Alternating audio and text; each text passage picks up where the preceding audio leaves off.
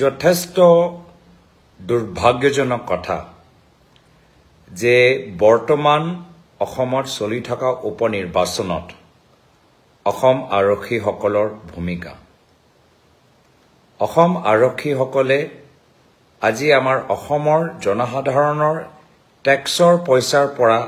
তেওঁলোকৰ নিজৰ দৰমহা পায় তেওঁলোকে অসমৰ জনসাধাৰণৰ সেৱক আৰু জনসাধাৰণে বৰ্তমান চলি থকা উপনিৰ্বাচনত নিৰপেক্ষ আৰক্ষী বিভাগ বিচাৰে কিন্তু আজি এই উপনিৰ্বাচনৰ সময়ত অসমৰ আৰক্ষী বিভাগ অসমৰ জনসাধাৰণৰ হৈ নহয় মুখ্যমন্ত্ৰী হিমন্ত বিশ্ব শৰ্মা ডাঙৰীয়াৰ ব্যক্তিগত ৰাজনৈতিক অস্ত্ৰ হিচাপে নিজকে ভাবি লৈছে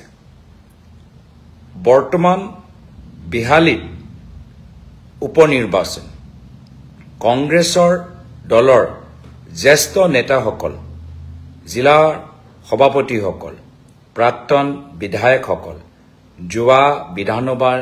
নিৰ্বাচনত খেলি আমাৰ প্ৰাৰ্থীসকল আজি সকলে নিৰ্বাচনী বিধি আৰু বিশ্বনাথ জিলা উপায়ুক্ত মৌখিক অনুমতি পোৱা পিছত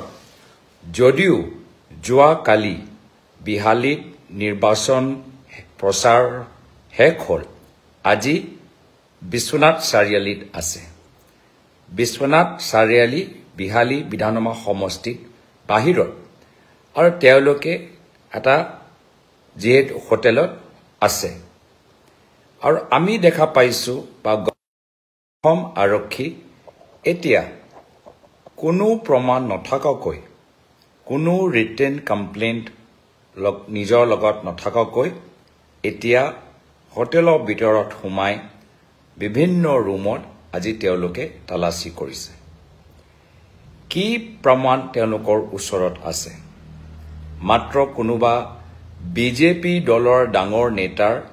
নিৰ্দেশ মৰ্মে আজি তেওঁলোকে কামখিনি কৰি আছে কিন্তু অসমৰ জনসাধাৰণ চাই আছে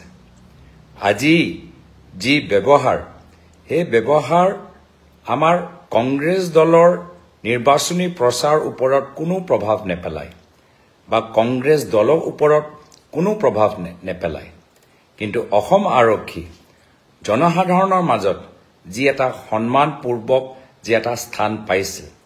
জনসাধাৰণৰ মাজত যি এটা মৰ্যাদা আজি তেওঁলোকে পাইছে এই যোৱা উপনিৰ্বাচনৰ কিছু দিনৰ পৰা সেই মৰ্যাদাটো তেওঁলোকে লাহে লাহে হেৰুৱাই পেলাইছে আৰু গৃহ বিভাগৰ দায়িত্বত কোন আছে সকলোৱে জানে মুখ্যমন্ত্ৰী হিমন্ত বিশ্ব শৰ্মা আমি নাজানো যে কেনেদৰে বিশ্বনাথত বা বিহালীত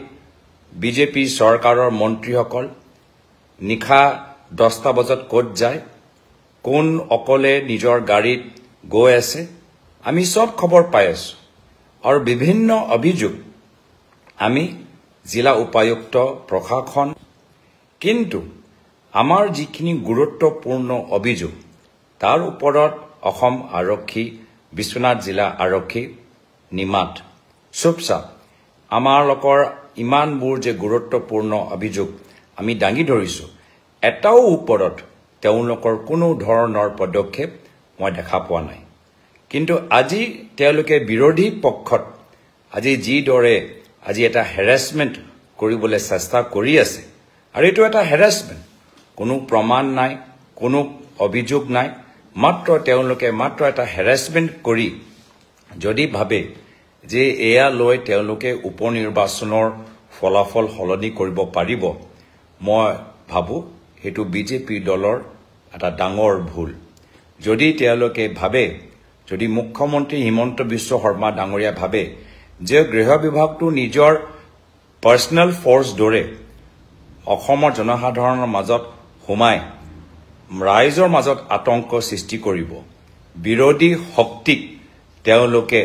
দুৰ্বল কৰিবলৈ চেষ্টা কৰিব তো তেওঁ হিমন্ত বিশ্ব শৰ্মা ডাঙৰীয়া এটা ডাঙৰ ভুল হৈছে আৰু আজি যি দৰে অসম আৰক্ষীসকলক সামগ্ৰীতে হওক বিহালীতে হওক আজি অসম আৰক্ষীসকলক এটা যথেষ্ট বিপদজনক স্থানত মুখ্যমন্ত্ৰী হিমন্ত বিশ্ব শৰ্মা ডাঙৰীয়া ঠেলি আছে।